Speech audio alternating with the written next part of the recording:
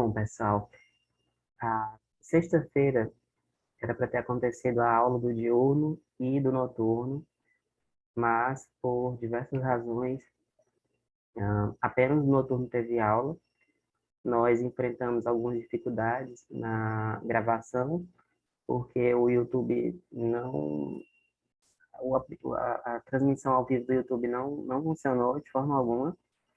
Para não atrasar ainda mais a turma, eu tive que dar aula pelo Zoom, que gravava, mas a reunião se limitou a 30 minutos e nós tivemos que concluir pelo Google Meet, né? Então não consegui deixar gravado. Eu estou gravando essa outra aula, né? Vai ser o mesmo assunto, a mesma abordagem, o mesmo roteiro e é, entendi. Enfim, é, essa aula fica disponível tanto para a turma do diurno quanto para os alunos do noturno que não puderam assistir a aula ao vivo na sexta-feira, tá certo? Como eu havia dito, a aula vai focar nos dois textos que o professor Gabriel colocou no CIGA, o texto da professora Giselda Hironato e o texto do professor Carlos Lares. A gente vai abordar com maior enfoque o texto da professora Giselda Hironato, que é sobre a principiologia contratual e a valoração ética do Código Civil Brasileiro. Esse texto tem mais a ver com o que vocês estudaram até aqui, com aqueles aspectos do direito civil constitucional, da personalização do direito civil, da funcionalização dos institutos do direito privado às situações jurídicas existenciais e outros aspectos que nós vamos abordar ao longo da aula. O texto do Karl Lares, ele trata de bem, não tão nova assim, né? Já é um pouco antiga, mas uma teoria que tenta dar uma resposta a relações contratuais em que não existe uma manifestação de vontade objetivamente observável, né? Que seriam relações contratuais advindas de um comportamento social típico, que é o que o Karl Lares vai tentar explicar. Um, Fazendo uma breve revisão do que vocês viram até agora, a gente vê o Código Civil, em que medida esse Código Civil representa a ordem civil que nós temos hoje, como ele veio a se constituir, como começou essa onda de codificação. Basicamente é o que eu vou apresentar agora no início. Após esse primeiro aspecto, eu procuro abordar mais especificamente a parte da principiologia dos contratos, com base no sistema de cláusulas gerais do Código Civil de 2002, com base nos valores éticos e nos princípios, nos novos princípios contratuais, né? Então, inicialmente, como é que surge essa onda de codificação? Hoje a gente está acostumado a pensar em um direito codificado, né? Muitos ramos do direito estão baseados em uma codificação. O Código Civil, o nome já diz, né? É um códex, um compilado de regras que diz respeito que tem pertinência temática às normas do direito civil ao direito civil, né? Ao direito material da ordem civil. O Código de Processo Civil da mesma forma, com um viés processual. Da mesma forma, nós temos Código de Processo Penal, Código Tributário e assim por diante. Ah, o, e, por outro lado, também temos ramos do direito que não tem código, como o direito administrativo, né, que é constituído por várias leis esparsas. O que que, o que que você deve perceber em relação a isso? Nem sempre houve essa tendência a aglutinar regras por pertinência temática em um código. O código é uma construção mais recente, ela tem menos de 3 séculos, e o código vem a ser transformado não é um método, mas é um método um método legislativo no fim do século XVIII e início do século XIX, devido às grandes revoluções acontecidas na Europa, especialmente a Revolução Francesa. Por quê? Porque, não é? A gente vem de um período em que predominava na Europa o direito consuetudinário. Nós já tínhamos um código, vocês sabem disso, o Código Justiniano, mas o Código Justiniano não é um código da forma como não era um código da forma como nós compreendemos hoje. Ele era, na verdade, um conjunto tanto de regramentos, quanto de, por exemplo, no termo que a gente utiliza hoje, jurisprudência, um conjunto de decisões sobre diversos temas que os juristas utilizavam, e que os glosadores tentavam adaptar para o direito da Idade Média, mas a codificação da forma como a gente compreende hoje veio surgir de fato na Europa no fim do século XVIII. E aí o que acontece? É um movimento político iluminista, prega pela razão e prega a positivação do direito natural. Ele se levanta contra a escola histórica do direito e contra o direito consuetudinário e começa a pregar o dogma da onipotência do legislador, né? Em 1804, como vocês sabem, entra em vigor o Código de Napoleão. O Código de Napoleão é conhecido especificamente por causa do artigo 4º, que é o artigo que diz que o juiz deve resolver a controvérsia em todos os casos, excluindo a possibilidade de não decidir, que é o juízo de non liquer, e que ele deve sempre decidir buscando a resposta dentro do próprio código, por meio de uma aplicação analógica ou por recurso aos princípios gerais do direito, que é o que se chama de autointegração. Vocês sabem também que a França é um país que tem, historicamente, uma desconfiança em relação ao poder judiciário e que a teoria da separação dos poderes, ou seja, das 3 funções do Estado, a função legislativa, a função executiva e a função judiciária, é um dos fundamentos da, dos Estados modernos que nós temos hoje. E, com base nessa teoria, o juiz não teria a possibilidade de criar direito, caso contrário, eles estariam usurpando a função do poder legislativo, não é? Por que que isso tudo é importante? Quando o Código de Napoleão aparece e ele consagra o artigo 4º, surge uma pretensão de ter previsto tudo, de que tudo que existe, todas as controvérsias que aparecerem a partir de ali, podem ser resolvidos por meio do código. O código tem uma pretensão de completude e ele tem uma pretensão de onipotência do legislador, que vai resultar naquela célebre frase do juiz, boca da lei, né? Que o juiz simplesmente diz o que a lei já estabelece, né? O juiz não tem poder de criar novos direitos, o juiz só declara o que o legislador já estabeleceu anteriormente. Essa é, inclusive, a origem daquele método de interpretação do direito que se chama de uh, vontade do legislador, de buscar a intenção original do legislador ao escrever aquela cláusula, aquela regra.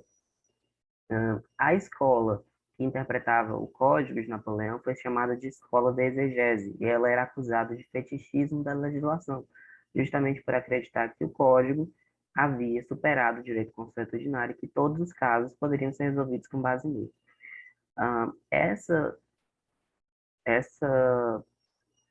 A promulgação do Código de Napoleão gera um movimento em toda a Europa e também em outros países de codificação. No Brasil, nós tivemos também essa necessidade de codificar, embora ela não tenha sido rápida.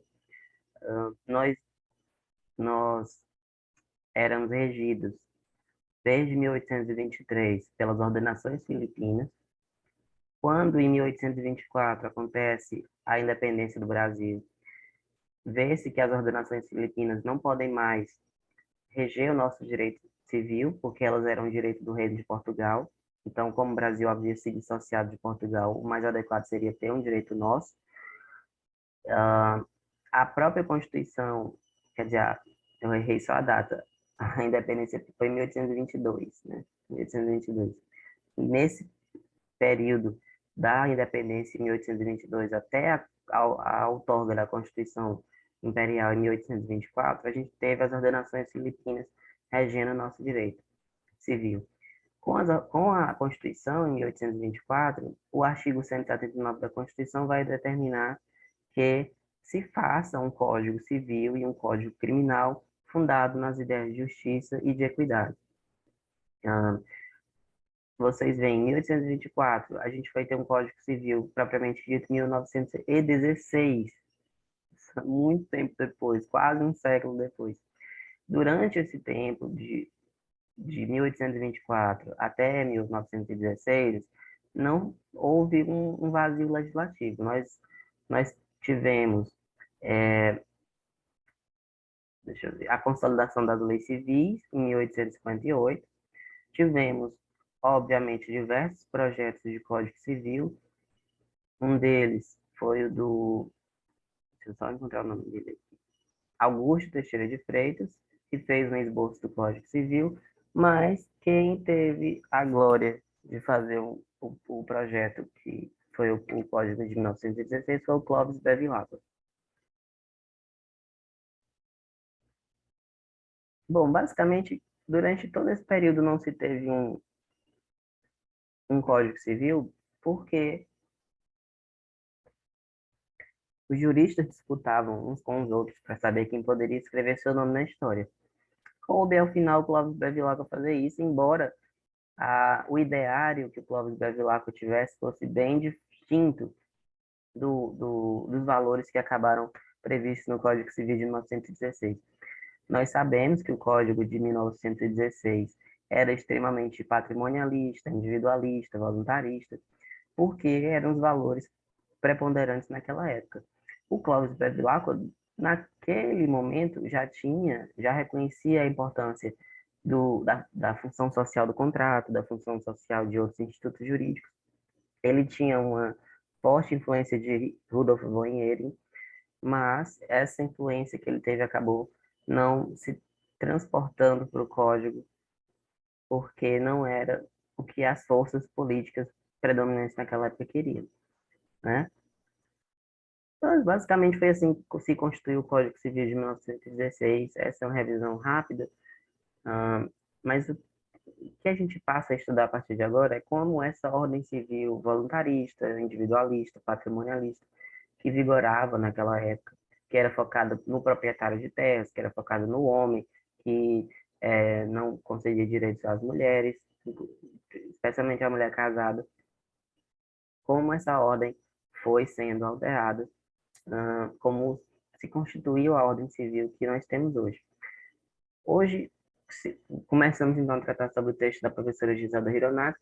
Ela vai falar sobre os valores éticos que permeiam o Código Civil de 2002, que entra, que parece muito mais com os ideários do Clóvis Bevilacqua, já naquele século. Em resumo, o que a gente vai perceber aqui?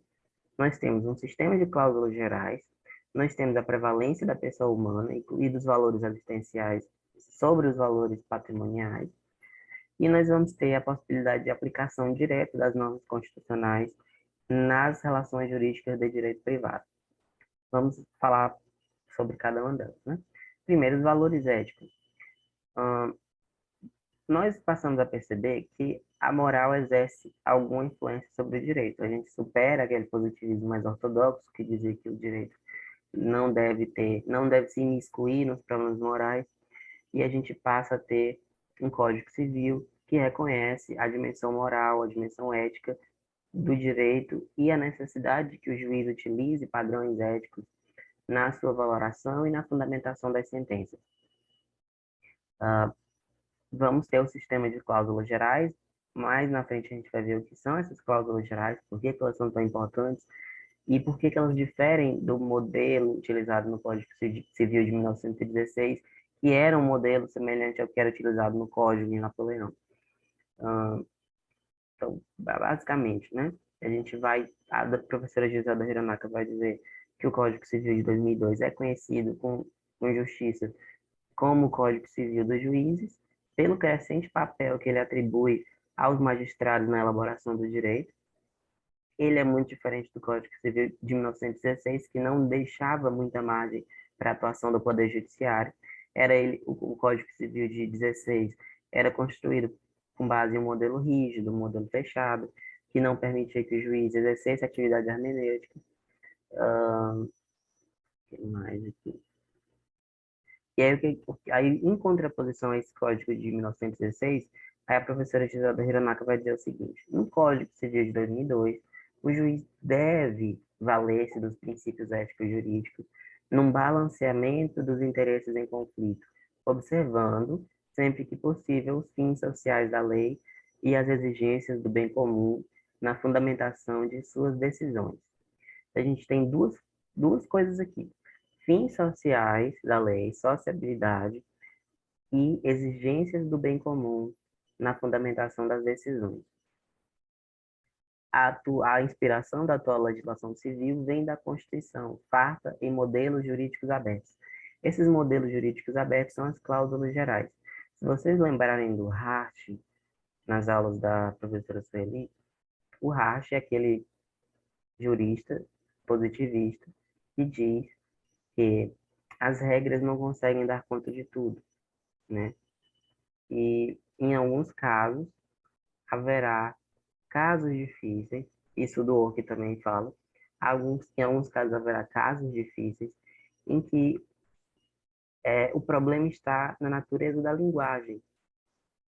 Na maior parte dos casos, as regras conseguem fornecer respostas aos casos concretos, mas existem casos limítrofes, casos que recaem ali naquela margem de penumbra, naquela orla de imprecisão da linguagem, em que não fica muito claro se aquela regra consegue resolver o caso ou não. Nesse caso, é o que o Rasch se refere, dizendo que tem uma textura aberta. A regra tem uma textura aberta. O que o Rasch diz é que as leis utilizam uma linguagem mais aberta. Os precedentes judiciais, pelo contrário, eles utilizam uma linguagem mais fechada, uma linguagem mais específica. E existem outras categorias que o Rasch não prevê, mas que vêm na obra do Dworkin e do Alex, Ronald Dworkin, Robert Alex, que poderiam ser chamados de princípios, que são outros tipos de padrões normativos que não se comportam da mesma forma que as regras.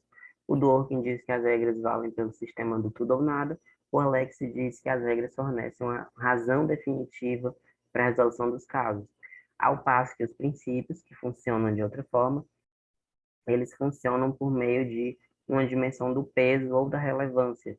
Eles têm uma textura muito mais aberta do que as regras, eles têm uma linguagem mais ampla, que não fornece uma razão definitiva na linguagem de Alex. Ele fornece uma razão, um horizonte amplo de possibilidades, para que o intérprete possa adequar a resolução de um caso concreto às exigências daquele princípio. Mas o princípio não estabelece um itinerário que o intérprete deve seguir, ele estabelece valores, estabelece alguns objetivos que devem ser alcançados, mas ele não vai dizer como aqueles objetivos devem ser atingidos, ele só diz o que deve ser feito, o que deve ser alcançado, não o que deve ser feito para alcançar aquele fim. Os princípios, na visão de Alex e de Dworkin, não correspondem ao que no Brasil se chama de princípio. Por exemplo, um dos nossos princípios é o princípio da legalidade. Ninguém será obrigado a fazer ou deixar de fazer alguma coisa senão em virtude de lei. Na visão do Dworkin e do Alex, o princípio da legalidade não é conceitualmente um princípio, é uma regra, porque ele não pode ser cumprido de gradualmente, ele não pode ser cumprido em níveis, ele é cumprido ou não é. A regra tem essa dimensão do tudo ou nada. O princípio é que tem a dimensão do peso ou da importância, ou a dimensão de graduação, né? E nós temos também no Brasil o que se chama de princípio geral do direito, que é uma terceira acepção de princípios. Eu sei que é um pouco complexo, mas eu vou tentar dar uma visão para vocês sobre qual a diferença entre as três perspectivas de princípio. Princípio geral do direito é uma forma de integração do direito que nós utilizamos quando as regras não oferecem a resposta. Então, se, por exemplo, as regras não têm a resposta pronta, se a analogia falhou, se as normas consuetudinárias falharam, o intérprete recorre aos princípios gerais do direito, né? Integrando o sistema jurídico e dando uma resposta. Esses princípios não são iguais aos princípios, por exemplo, que a gente encontra na Constituição, né? Por exemplo, o princípio da presunção de inocência. O princípio da presunção de inocência não é um princípio geral do direito, ele é um princípio constitucional com fundamentalidade e ele não é e a observância dele não é usada apenas nos casos em que a regra fala, em que a analogia fala, em que as normas constitucionais também não, as normas constitucionais também falham. O princípio da presunção de inocência é um princípio fundamental e ele deve ser observado em todas as situações no processo penal. Da mesma forma, o princípio da legalidade. Ah, então, qual é a principal diferença, portanto, entre esses princípios constitucionais, que são princípios fundamentais, e os princípios gerais do direito? É que os princípios gerais do direito têm uma aplicabilidade mais marginal. Eles são subsidiários, praticamente. Eles são utilizados quando as outras técnicas de interpretação falham, as outras técnicas de integração do direito falham. E os princípios fundamentais, por outro lado, eles devem ser sempre observados, mesmo em qualquer situação, até quando as regras oferecem uma resposta. E os princípios do Dworkin e do Alex, eles são ainda diferentes desses dois que a gente viu, tanto dos princípios fundamentais quanto dos princípios gerais do direito. Porque os princípios do Dworkin e do Alex, eles são muito mais... Pro Alex, a gente sabe que os princípios são mandamentos de otimização, eles determinam que alguma coisa seja realizada da melhor forma possível. Em alguns casos, um princípio tem prevalência sobre o outro, e essa prevalência a gente vai ter que verificar por uma técnica de sopesamento ou de ponderação entre esses princípios.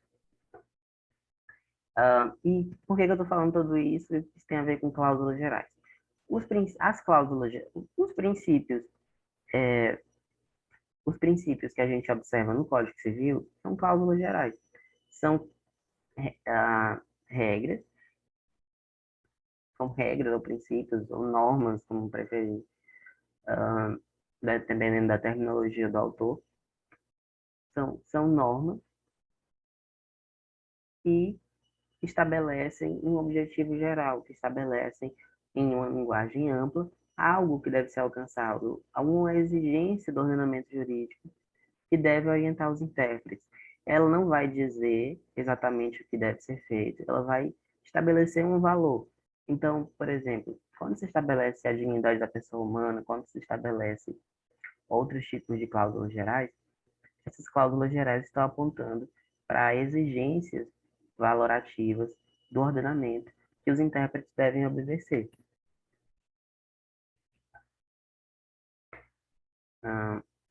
E aí é o que a professora Gisela Hiramaca vai falar, que todas as normas infraconstitucionais devem espelhar os princípios precisados pela Constituição da República, porque existe uma visão unitária ou sistêmica do ordenamento. A gente deixa de ter uma Constituição meramente programática, uma Constituição que estabelece a organização do Estado, e passa a ter uma Constituição que estabelece quais são os valores, quais são os princípios fundamentais da República. É uma Constituição que tem força normativa, ela tem capacidade de irradiar seus efeitos para qualquer ramo do sistema. Em razão disso, a gente pode fazer a aplicabilidade imediata das normas constitucionais nas relações jurídicas de direito privado. Hum, Passando agora para outro texto, né? Não é um texto que eu coloquei para vocês, mas é um texto que complementa o texto da professora Gisela Hironaka. É um da professora Maria Celina Bodan de Moraes. Ele tá quer dizer, eu não botei o texto completo, eu botei alguns trechos para ajudá-los. O texto se chama A Caminho de um Direito Civil Constitucional. Esse texto, ele aborda de uma forma mais profunda o que é abordado pela professora Giselda Hironaka. Vai falar que a concepção de proteção da vida individual dá lugar à noção de integração do homem na sociedade, na vida civil. Nós passamos de uma fase de autonomia total, de ampla autonomia da vontade, para uma fase em que, devido às guerras acontecidas na Europa, devido ao processo de industrialização, às crises econômicas, o intervencionismo estatal passou a estar mais presente na regulamentação das relações civis e também na economia. Em razão disso, a autonomia da vontade perde uma parte do seu poder, ah, e passam a surgir também os chamados microsistemas. Por que é que esses microsistemas aparecem? Porque os códigos civis que estavam postos naquela época da crise não eram capazes de dar conta de todas as situações que apareceram, de todos os novos institutos que precisaram ser previstos. E o legislador passa a prever leis extravagantes, leis conjunturais, que vão, de forma excepcional, regulamentar determinados âmbitos da vida civil,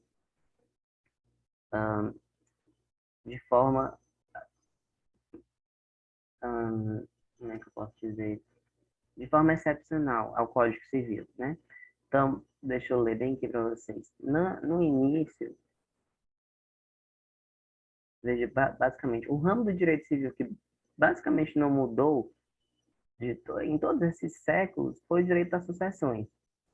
O direito às sucessões, no que era no Código de 1916, é basicamente o que ele é hoje no Código de 2002. Não mudou muita coisa.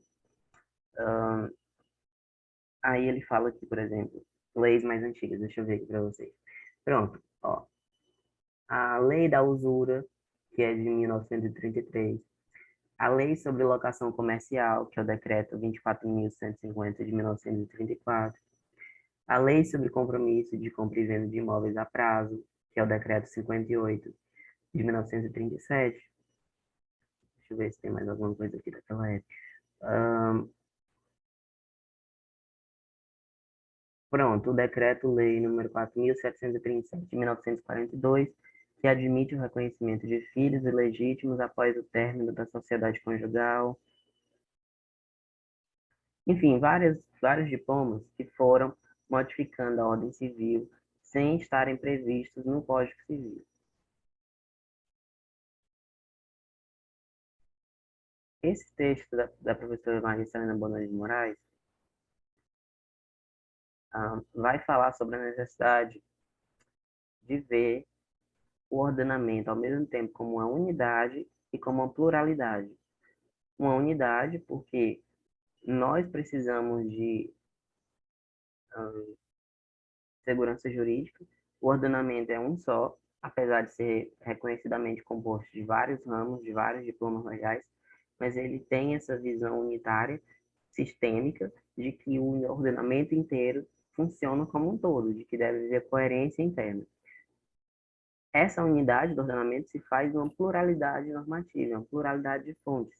A professora Maria Celina Bodan de Moraes diz, inclusive, que o que promove essa unidade do ordenamento é a existência da norma fundamental, de Kelsen, né? Ou a norma de reconhecimento de Hart, como queiram, que é o que dá o fundamento último de validade a todas as normas do sistema, e permite que as leis estejam em harmonia umas com as outras. O que vai acontecer ao longo do século XX é que nós vamos ter uma confluência cada vez maior entre o direito público e o direito privado, aquela suma divisio, aquela divisão clássica entre o direito público e o direito privado vai se desagregando, porque nós não temos mais fronteiras muito bem estabelecidas entre os dois, e perde essa necessidade de considerar que o Código Civil está isolado no tempo, que ele regula apenas as relações civis e que, por exemplo, a Constituição não poderia influenciar nas relações civis. O que a professora Maria Celina Bonda de Moraes também vai dizer é que, veja aqui, nessa citação que ela coloca, os objetivos constitucionais de construção de uma sociedade livre, justa e solidária e de erradicação da pobreza colocaram a pessoa humana, ou seja, os valores existenciais, no vértice do ordenamento jurídico brasileiro, de forma que tal é o valor que conforma todos os âmbitos do direito. A Constituição, que é a nossa norma fundamental, que é o que dá a unidade a todo o sistema, está pautada nesse valor da dignidade da pessoa humana. Por isso, os valores existenciais passam a ter prevalência, inclusive sobre os valores patrimoniais. E esses valores existenciais têm capacidade de influenciar, inclusive, as relações civis e, consequentemente, as relações contratuais. É por isso que o intérprete deve, em virtude dessa cláusula de tutela dos direitos da personalidade da pessoa, da cláusula de tutela da dignidade e, consequentemente, da personalidade, privilegiar os valores existenciais sempre que a eles se contrapuserem os valores patrimoniais. O outro texto que eu trouxe foi o do professor Gustavo Tepedino, é o texto Premissas Metodológicas para a Constitucionalização dos Direitos Civis. O que ele vai dizer, né, recuperando o que eu já falei, é que o Código Civil de 1916 é fruto dessa doutrina individualista e voluntarista do Código de Napoleão, dessa doutrina que acredita na onipotência do legislador e na completude do sistema posto no Código, né, que o Código seria capaz de dar resposta a todas as perguntas e que esse Código esgota a e que esse código esgota a regulamentação da vida civil. A gente sabe que hoje isso é impensável.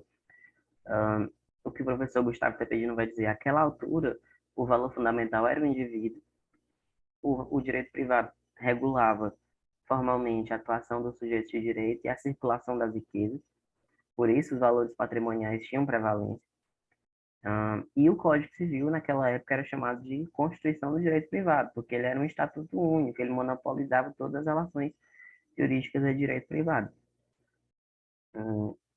O que ele vai dizer também, os movimentos sociais, o processo de industrialização, bem como as guerras que acontecem no final do século XIX e no início do século XX, trazem a necessidade de intervenção do Estado na economia e nas relações civis. Aí ele vai falar sobre três períodos, três processos distintos na interpretação do Código Civil. O primeiro desses momentos foi, logo após a promulgação do Código de 1916, foi o uso das leis excepcionais, aquelas leis que eu tinha falado. Não apenas as que eu mencionei, mas muitas outras. Leis que são extravagantes, que surgem pela necessidade de dar regulação a novas necessidades jurídicas que o Código Civil não regulava, mas essas leis não chegavam a colocar em dúvida a centralidade do Código. Elas eram leis conjunturais, elas existiam de forma limitada, né? Eram poucas e não chegavam a comprometer a centralidade do código. Eu estou bebendo muita água por causa da minha garganta, viu? Desculpa, gente. A segunda fase nesse percurso foi a gradual perda da exclusividade do Código Civil na regulação das relações privadas. A legislação extravagante passa a regular cada vez mais institutos. A gente já começa a perceber que o Código não dá conta de tudo e passam a ser introduzidos esses princípios e normas que estabelecem deveres sociais nas Constituições, né? Essa fase não é ainda a fase da nossa Constituição de 1988, mas ela é uma fase que se atravessa o século XX, né? A terceira fase é uma intensificação do processo intervencionista do Estado, e nessa fase a gente não vai ter mais apenas regulação pontual, a gente vai ter uma regulação ampla, a gente vai ter setores inteiros da vida civil que vão ser destacados do Código Civil e regulados por leis especiais. E aí se inicia a era dos estatutos, inicia-se uma era de descodificação, segundo o professor Natalino Witt. E essas leis estatutárias, elas não vão mais regular apenas alguns aspectos, elas não vão regular apenas aspectos especiais, elas vão regulamentar tudo, elas vão disciplinar integralmente determinadas matérias, elas estabelecem tipos penais, elas estabelecem normas processuais, princípios de interpretação, cláusulas gerais próprias que não raro entram em conflito com as regras e com os princípios do próprio Código Civil, e vão se constituindo esses microsistemas, esses diversos microsistemas, que muitas vezes têm princípios antagônicos entre si. O problema dessa descodificação, desses vários microsistemas, é a possibilidade de que haja antinomias demais no sistema, de muita fragmentação, da convivência de microsistemas que são isolados e antagônicos. E aí é por isso que, nesse cenário, nós temos que usar a Constituição como o vetor interpretativo de todo o sistema. A Constituição é que fornece os preceitos básicos de interpretação de todo o sistema jurídico. Os princípios da Constituição, portanto, não são apenas princípios gerais do direito, eles não são apenas mecanismos de integração, eles são cláusulas que estabelecem os valores primordiais da nossa República. E por isso, esses valores, esses preceitos, devem orientar a atividade hermenêutica na interpretação de tudo, né, de todos os âmbitos do direito, inclusive do direito civil, inclusive do âmbito contratual.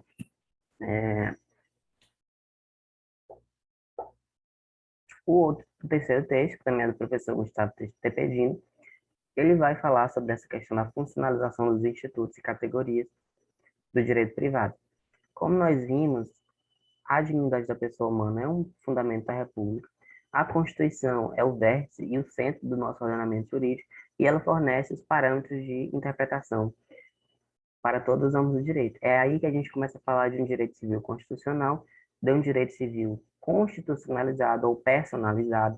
O que quer dizer isso? É um direito civil que tem como centro não mais o Código Civil, mas a própria Constituição da República.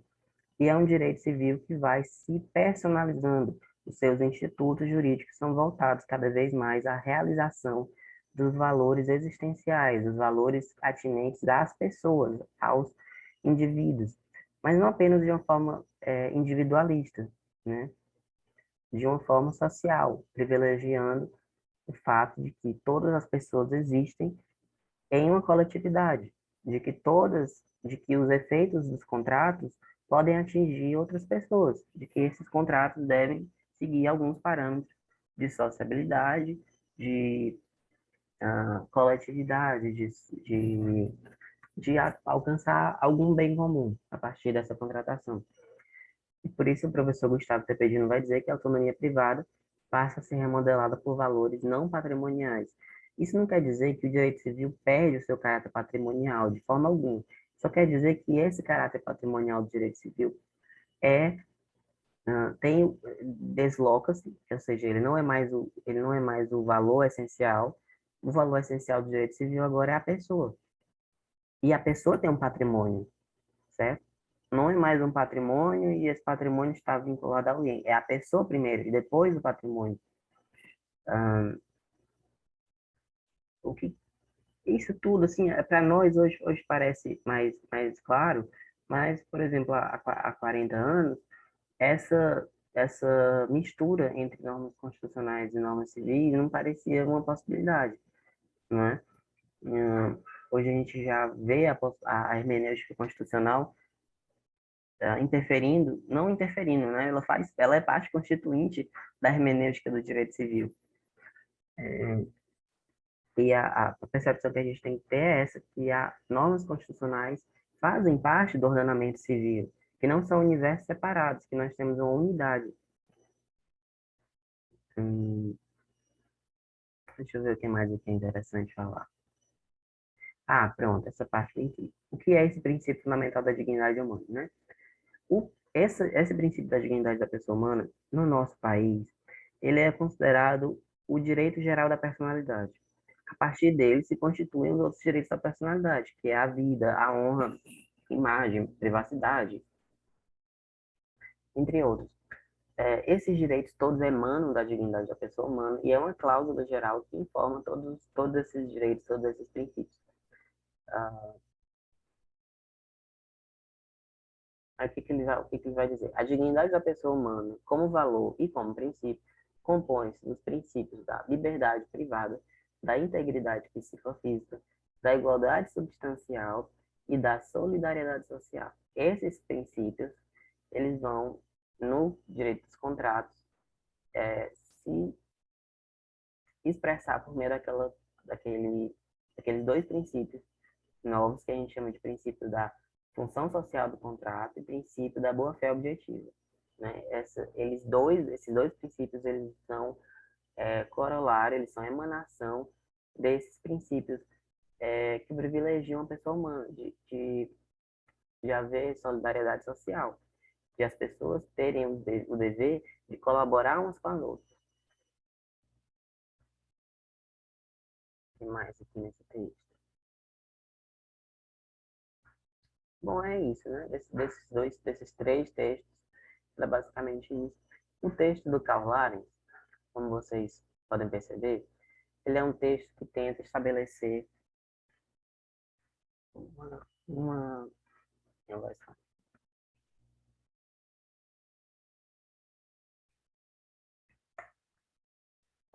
ele tenta estabelecer um diálogo com a teoria desse teórico alemão, Günther Haupt, que cria essa teoria, uh, cria essa teoria das relações obrigacionais fundadas em comportamento social típico. Essa teoria dele, ela é não é aperfeiçoamento, ela é uma tentativa de dar solução jurídica a relações contratuais em que não existe uma manifestação de vontade objetivamente determinada. Nós sabemos que a manifestação da vontade ela é um dos requisitos dos contratos, dos negócios jurídicos, para que esses contratos sejam criados, sejam válidos. Essa manifestação de vontade tem que ser livre e tem que ser informada, porque a pessoa dá o seu consentimento. Hum, mas o que o autor percebe é que existem algumas situações em que não há manifestação de vontade e ainda assim cria-se um dever contratual. Como seria isso? O exemplo que ele trata é o do uso do transporte público na Alemanha, em que um passageiro sobe um transporte público, eu acho que é um bonde, é um bonde, o exemplo que ele dá, e o passageiro não é notado pelo cobrador. Apenas quando ele está para descer do bonde é que o cobrador nota a presença do passageiro e exige o pagamento da, da passagem, né, do bilhete. O, Até aqui, por exemplo, nós poderíamos pensar que haveria uma manifestação de vontade implícita, porque o passageiro poderia ter utilizado implicitamente, poderia ser manifestada essa vontade de receber aquele serviço e de pagar por ele. Só que o problema é que, nesse exemplo, o passageiro diz que não vai pagar nada, porque ele não estabeleceu nenhuma relação contratual com o cobrador, com a empresa que tem a concessão da linha de bonde, e ele não vai pagar nada. Então, a gente tem uma negativa expressa, logo não se tem nenhuma manifestação de vontade ah, no sentido de celebrar um contrato, mas nós temos sim um dever contratual de pagar, porque ele utilizou o serviço. E aí o que o autor, o Karl Lares, vai explorar com base na teoria do Gunther Hobbes é que existem algumas relações contratuais que são meramente fáticas. Elas existem porque alguns fatos se verificaram na vida civil. Ele dá 3 exemplos, que são as relações contratuais fáticas em virtude de contatos sociais. Pense, por exemplo, nos deveres de cuidado e naqueles deveres anexos, naqueles deveres pré-contratuais, em que não há um contrato ainda, mas existem deveres porque as pessoas estabeleceram um contato social. Também existem relações contratuais que derivam de coletividades, como as relações de trabalho, as relações de sociedade empresarial, que venham a ser declaradas nulas, mas elas existiram, então alguma coisa derivou dali. O funcionário prestou o serviço, então ele tem direito a receber o salário pelo tempo que ele trabalhou. E por fim, o terceiro exemplo que ele dá é as relações contratuais fáticas em virtude de uma obrigação de prestar, que é o contrato de transporte por meio da utilização de um meio de transporte público, né? O que ele tenta dizer nesse texto, em resumo, é que existem algumas relações contratuais, ele teoriza que existem essas relações contratuais, essas relações jurídicas, em que ah, o mero efeito de utilizar o serviço,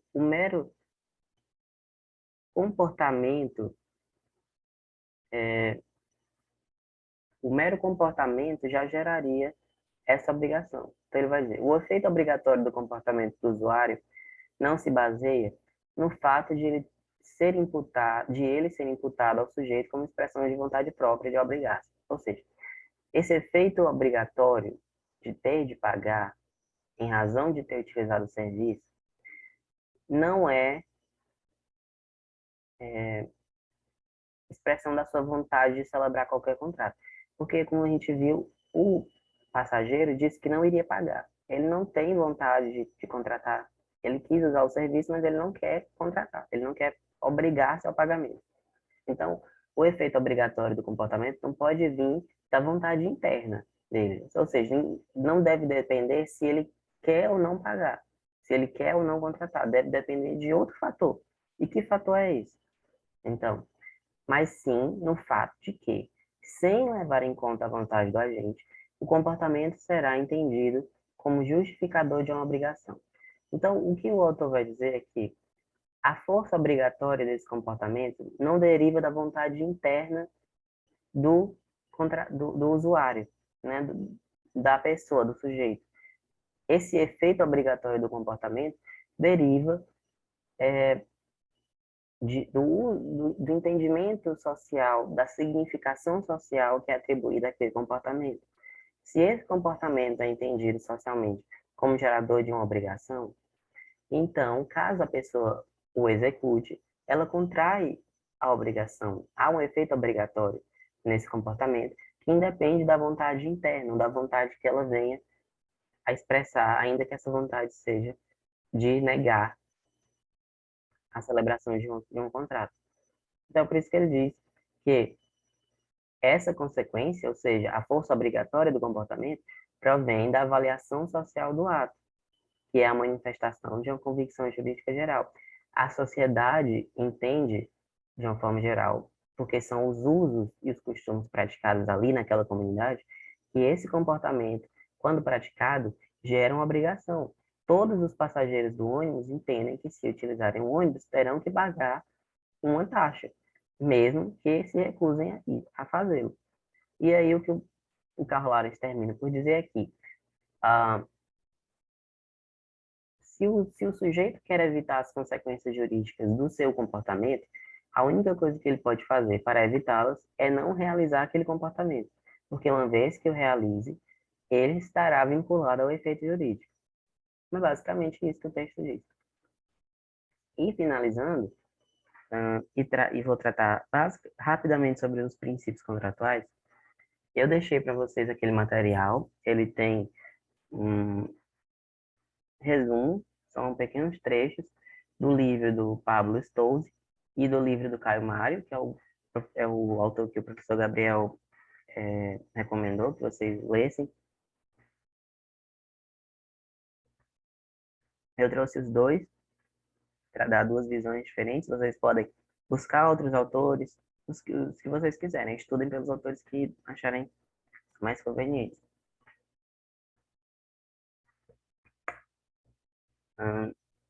Nós temos basicamente seis princípios contratuais.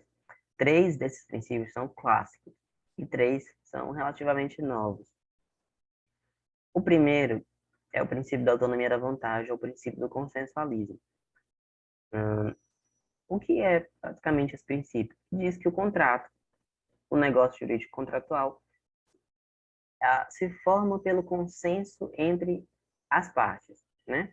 Ele retoma aquele velho brocado latino, pacta sunt servanda, que diz que os contratos, não apenas os contratos devem ser cumpridos, ou seja, eles não apenas têm essa força obrigatória a partir do momento em que são celebrados, mas qualquer ajuste posterior que os contratantes façam no contrato terá força vinculante para eles. Então, as partes têm a possibilidade de, pela sua vontade, estabelecer as cláusulas contratuais e, pela sua vontade, elas se vinculam a esse instrumento, né? A questão é que, segundo Caio Mário, existem certas exigências do Código Civil que representam uma exceção a esse princípio da autonomia da vontade, como, por exemplo, algumas exigências formais. Os exemplos que ele dá, por exemplo, a elaboração de instrumento escrito para a venda de automóveis, a inscrição no registro imobiliário para promessas de compra e venda, né? Para que promessas de compra e venda sejam dotadas de execução específica com eficácia real, a exigência de instrumento público em alguns tipos de contratos, de mandato, de compra e venda, enfim, várias exigências formais que limitam a autonomia da vontade. O segundo princípio é o da força obrigatória do contrato, ele está muito relacionado ao princípio da autonomia da vontade, e é aquela ideia de que, uma vez firmado o contrato, ele vincula as partes. De nada valeria o negócio jurídico se o acordo não tivesse alguma força de obrigá-los a cumprir, né? Segundo Orlando Gomes, uma vez celebrado o contrato, com a observância de todos os pressupostos e requisitos necessários à sua existência e validade, o contrato deve ser executado pelas partes, como se as suas cláusulas fossem lei, né? O contrato é a lei entre as partes, é isso que diz a doutrina clássica. Hoje em dia não é tanto assim, né? Mas ainda há essa ideia de que sim, o contrato vincula as partes, o contrato tem uma força obrigatória e as partes devem cumpri-lo, sob pena de se submeterem àquelas sanções legais e às sanções previstas no instrumento contratual, né? A maior parte dos contratos traz determinados tipos de sanção que serão executadas caso uma das partes descumpra. Às vezes, por exemplo, nós temos a proibição de contratar com aquela empresa por alguns anos, nós temos a própria estipulação de multa, enfim. Qual é a diferencial nesse princípio, né? É o fato de que hoje nós temos uma redução do espaço dos contratos paritários, ou seja, daqueles contratos em que as partes estão em razoável igualdade no momento da contratação, e esses contratos vão sendo substituídos cada vez mais pelos chamados contratos de adesão, que são os contratos em que todo o conteúdo do instrumento contratual já vem pré-determinado por uma das partes e a outra parte cabe apenas aceitar ou negar, né? Se aí se negar, ela não tem como contratar.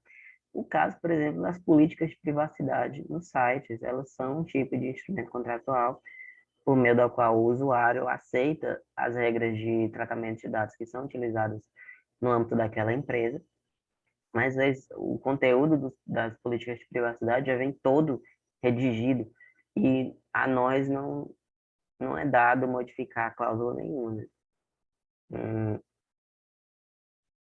Ele também vai falar sobre a teoria da imprevisão, né? A teoria da imprevisão, em termos muito gerais, ela é invocada quando um acontecimento ou seja, quando um evento superveniente e imprevisível torna a prestação excessivamente onerosa para uma das partes, certo?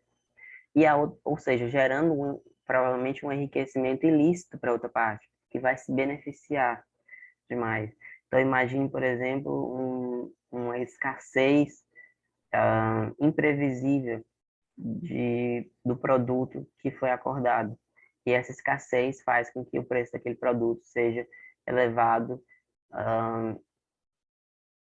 em proporções que ficam quase impossíveis de cumprir, né? Por exemplo, imagine que o preço daquele produto aumenta 4, 5 vezes e a parte que vai receber não pagou o suficiente para cobrir aquele custo.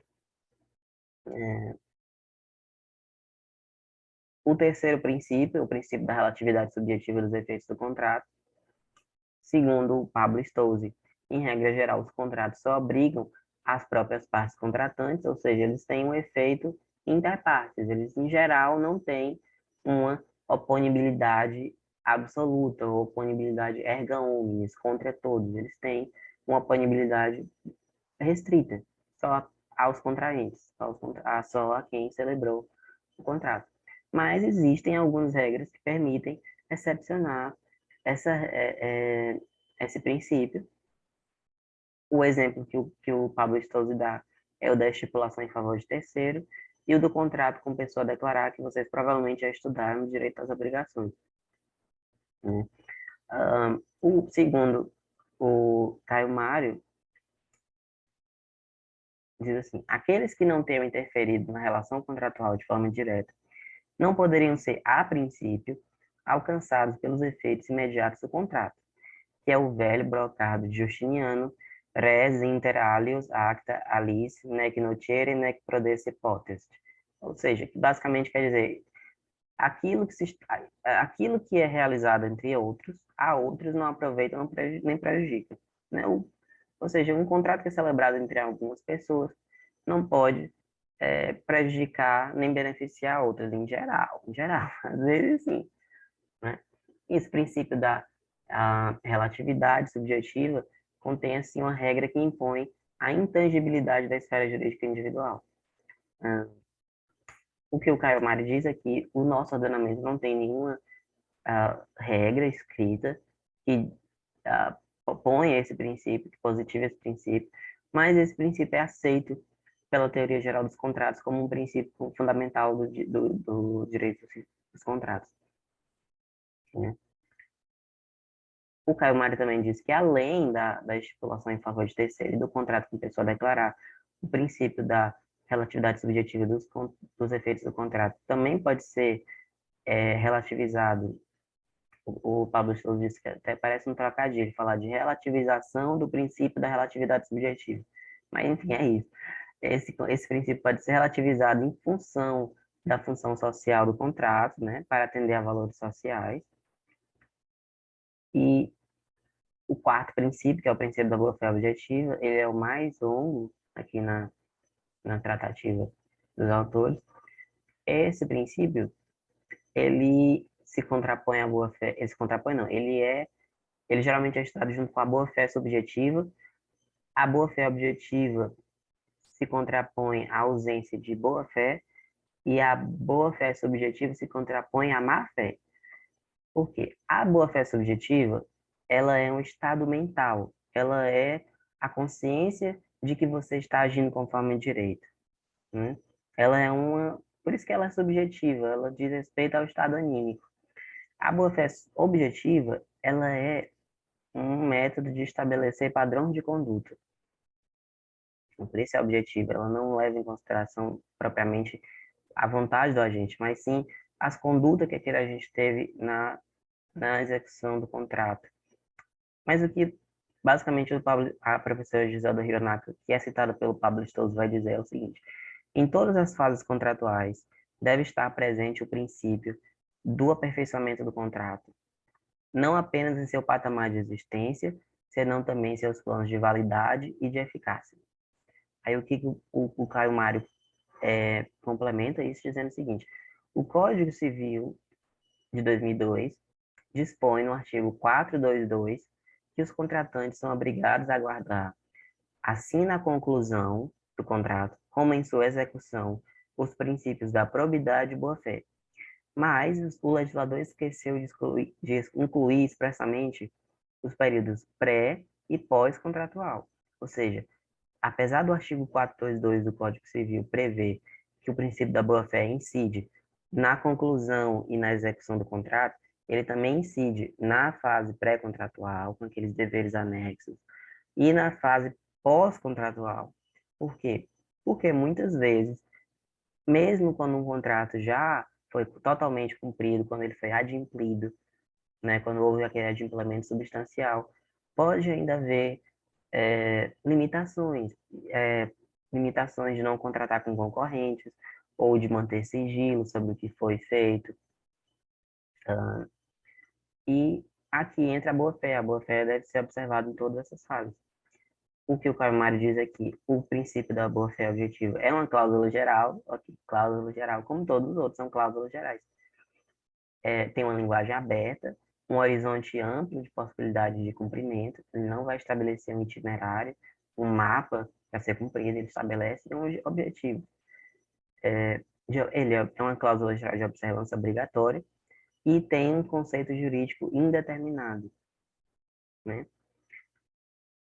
Aí o que ele diz também, a boa-fé objetiva não é um estado de consciência, por isso ela se distancia da boa-fé subjetiva.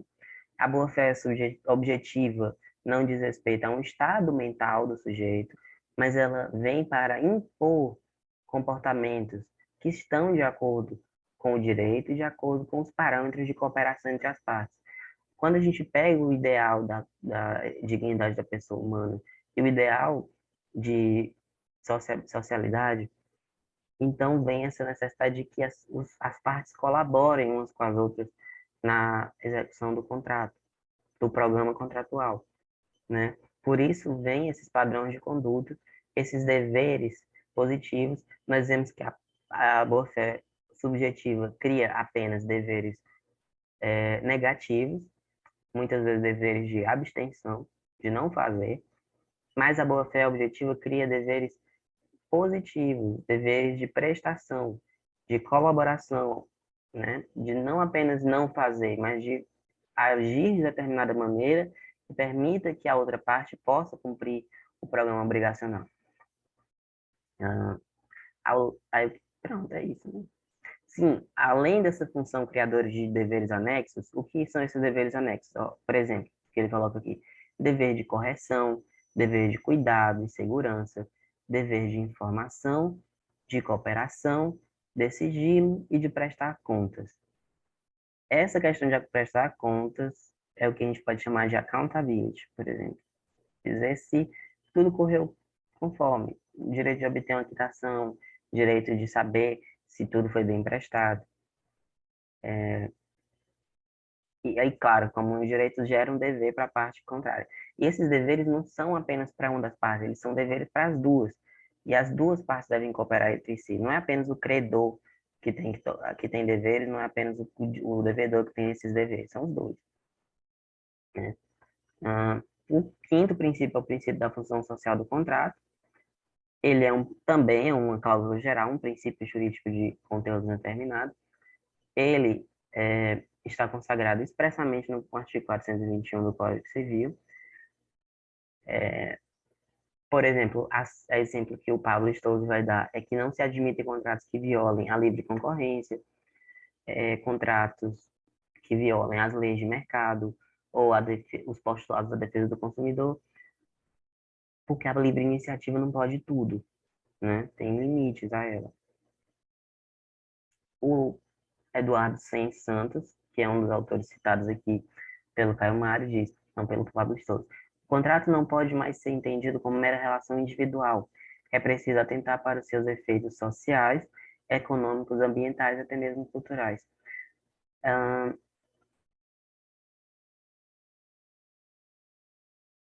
Pronto, bem aqui, o Caio Mário vai dizer, a função social do contrato serve para limitar a autonomia da vontade, quando tal autonomia esteja em confronto com o interesse social e este deva prevalecer.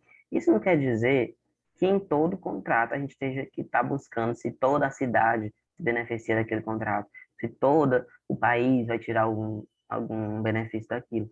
É simplesmente verificar se aquele contrato vai, se ele não contraria a algum interesse que pode ser coletivo, se, por exemplo, ele pode prejudicar pessoas que vivem no entorno do imóvel que está sendo vendido, se ele não vai, por exemplo, impedir a livre concorrência entre as empresas daquele que exploram aquela atividade comercial no município, no bairro,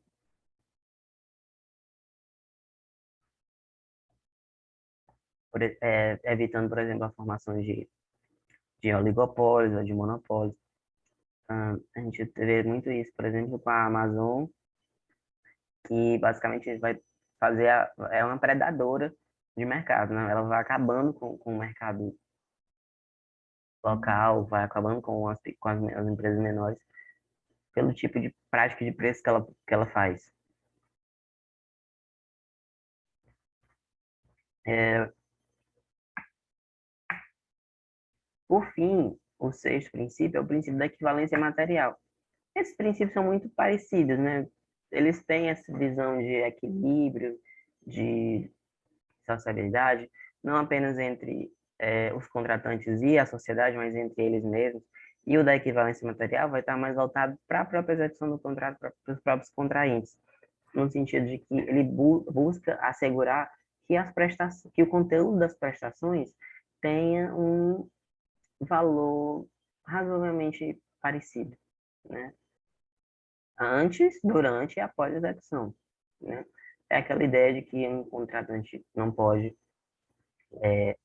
se enriquecer ilicitamente à custa do outro. E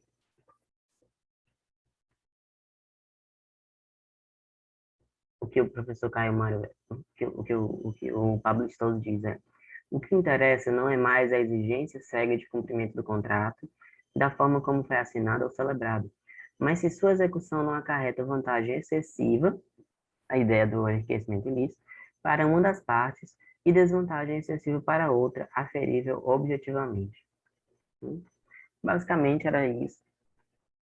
É, o professor Gabriel disse que uma, vai apresentar o conteúdo para vocês agora na segunda-feira. Ele vai fazer uma revisão quarta e a prova vai ser na sexta, certo? Esse material que eu coloquei para vocês pode ajudá-los no estudo, mas eu peço, por favor, que vocês estudem também pelos livros. Isso aqui é só uma revisão, não tá tudo, né? Eu só procurei condensar. Esses textos adicionais que eu coloquei aqui nesse estudo dirigido, vocês não precisam ler completo, são apenas sugestões. As partes que eu destaquei já são suficientes, mas em relação aos princípios contratuais e aos outros temas, procurem estudar completamente, né? Procurem ler os livros. Eu espero que vocês tenham uma boa avaliação, certo? E estou disponível para o que precisarem, ok? Mas é isso. Obrigado pela atenção, gente.